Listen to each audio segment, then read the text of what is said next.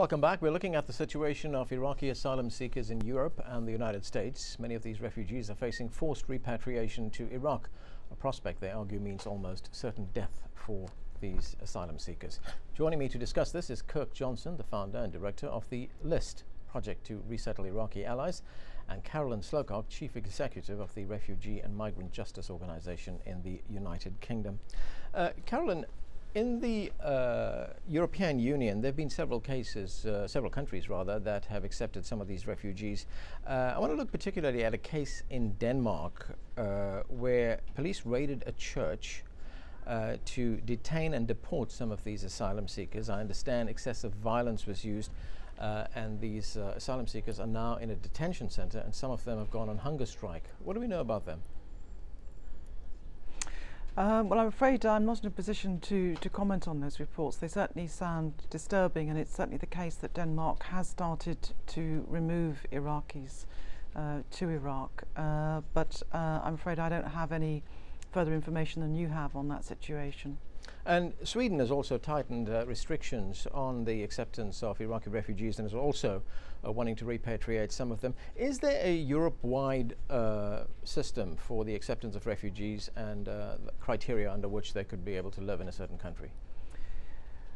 Well, there are certain what are called directives, European-wide laws which apply, which enforce certain rules, but different countries definitely at the moment enforce different standards, and some countries such as Greece really have a very poor system for looking fairly at asylum claims. Some countries have a fairer process and treat asylum seekers better. But there is no common set of criteria other than some broad directives, the most critical one being the qualification directive.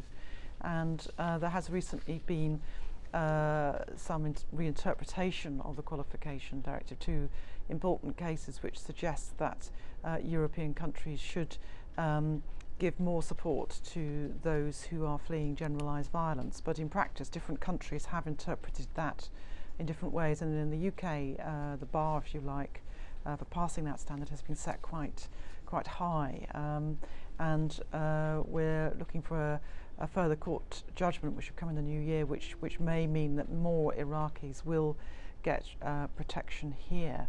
Some of the Nordic countries have actually been quite good in the past in giving protection to Iraqis, but certainly with Sweden starting removals to Iraq, that looks like that's changing. There is something called the Dublin system, which stipulates that asylum seekers must apply for asylum in the first country in which they arrive in the European Union. In many instances, this country has been Greece. You mentioned Greece just a moment ago. But Greece is a country which has never granted asylum to people seeking it there, and in many instances has tried to push them across the border into Turkey. Turkey poses another problem because it doesn't recognize any of these nationals as asylum seekers unless they come from countries belonging to the Council of Europe. So that puts them in quite a bit of limbo, doesn't it? Well, I think it is of great concern, and certainly we have many clients that we work with who have sort of come through Greece and experienced very poor treatment there, and we would certainly argue for a better European system where the standards which are applied in each of the countries is the same. I think there are particular difficulties for countries on the southern reaches of Europe who are receiving very large numbers of asylum seekers, and some of those have family ties, for example, in Britain, particularly children, and wish to come to this country, and at the moment the European system often prevents them from doing so. Well, let's go to the phones. We've got a caller here. This is Pierre calling from right here in Washington, D.C. Pierre, go ahead with your question. Yes, with all gimmicks set aside, I would like to know what kind of program the non-government organization, non-government U.S. organization have for the Iraqi people. First, the one who want to stay in their country and want to live in their country, and second of all, the one who want to seek asylum, want to come to the U.S. and all U.S. territories in order to better their life. What kind of program the U.S. organizations have for them. Yeah, well, okay, let's put that question to Kirk Johnson. Kirk, you head one of those organizations. I do. The LIST project, we started it in 2007, and the core function of the LIST project is we've marshaled hundreds of attorneys from top law firms in the U.S. to provide direct pro bono assistance to Iraqi refugees and to Iraqis who are still inside Iraq.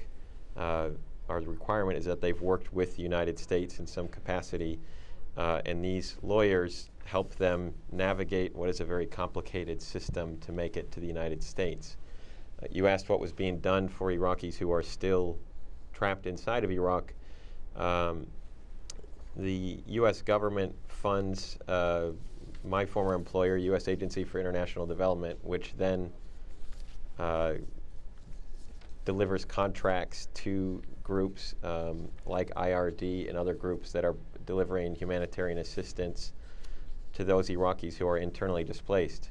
But I think it bears mentioning here that there are still millions of Iraqis that are displaced internally and across the borders, and I worry about, what's bringing us here today and what's happened in Europe.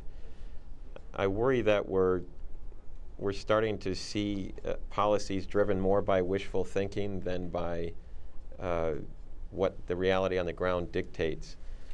I've never met an Iraqi refugee that wanted to become a refugee and that wanted to leave their country, and I've met hundreds of them.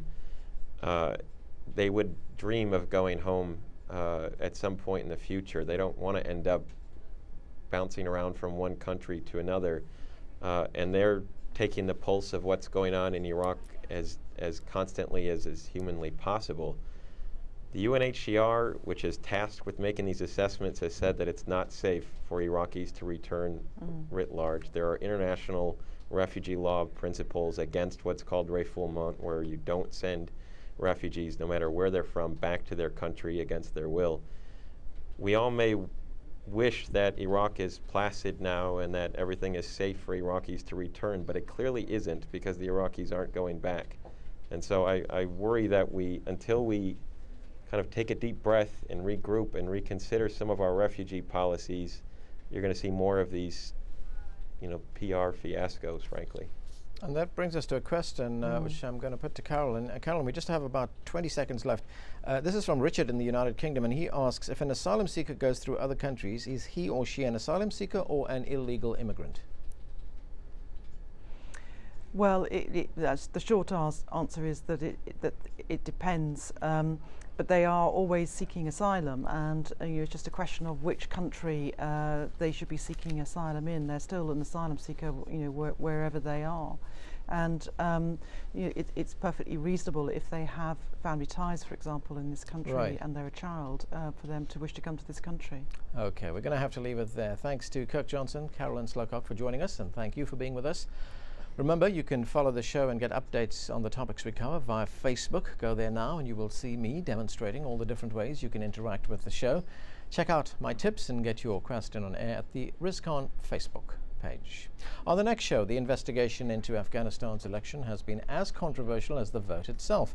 Will hundreds of thousands of votes be thrown out due to fraud? And will President Hamid Karzai be forced into a power-sharing agreement with his rivals to avoid a runoff election? We'll discuss those options, to be sure. Tune into that. That's all for now. See you next time.